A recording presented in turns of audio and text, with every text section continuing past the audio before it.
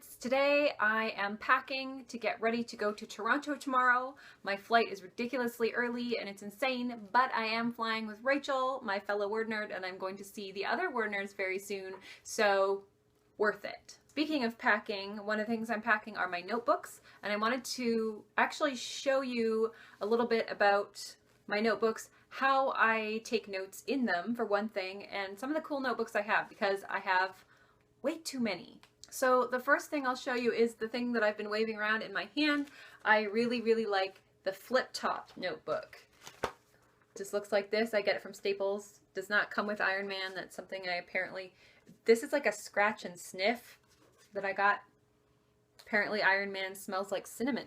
A little bit weird, so let's move on. So I take my notes on this flip top thing. I don't know why, I'm just really obsessed with this particular notebook. I always have been. I have like 25 of them because I just keep buying them. And I do fill these all the way up. So this is mostly what I take notes in constantly. This is what I plot in. This is what I write out my to-do list in every day.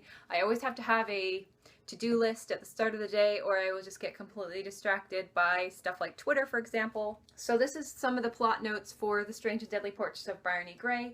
And usually I start by breaking it down into things like plot, characterization, and so on and so forth, pacing, and I have separate notes for each section of the things that I need to work on. So these were actually notes from my editor.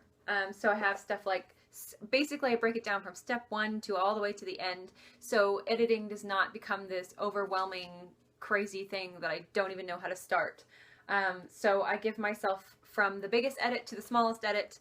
So step 1, step 2, like I've got step 1 is the hotel scene, everything that's wrong with the hotel scene, everything that I need to add, a certain character's backstory, so that's step 4. So it really just helps it break down into small, more manageable bites, and the way I've laid it out, usually I get fancier than this. Usually I have like highlighters and like different colors for each different aspect of my edits, but this was, I think, like I said, last minute edits from my editor that I had to do a little faster, so I didn't get as fancy. So that's the main notebook I use.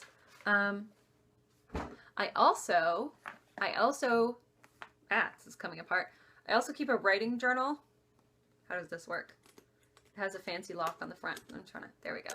I also keep a writing journal. This isn't the one I'm using right now, but it's the prettiest one, and it's the one I'm using as soon as I'm done the current one. But this one has like a lock and key on the front, and then like a big fancy clasp. It looks like it should be writing, like magic spells or something in it, but it's empty. This is actually heavy. You could knock someone out with this. My next notebooks are what I call the Harriet the Spy notebooks. This one I think is legit, looks like the one that Harriet the Spy had. And then this one has teacups on it, and this one looks like wood paneling. I really love this type. This is for more kind of informal notes, or like I'll scribble down ideas for author branding, ideas that I have, brainstorming, plotting. So these are really fun. I had one that was like this, only it's Slytherin. It's like the Slytherin colors and the crest on the front, and I got it from Universal when I was with Emma and Michael, and then I can't find it.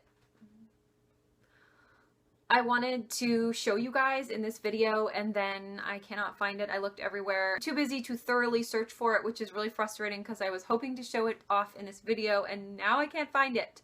So that sucks. The last thing that I often have are these little tiny thin moleskin kind of, I guess they're journals. Yeah, they say journals, but I don't use them for that.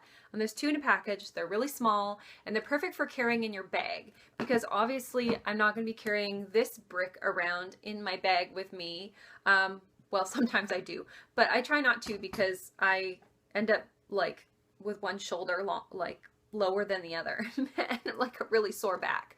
So I try to keep something more lightweight in my bag.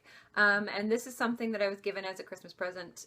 People, like I said, are always giving me notebooks. I'm not complaining. This was a Christmas present. I haven't even broken them open yet because I have a couple of other ones I'm still working on.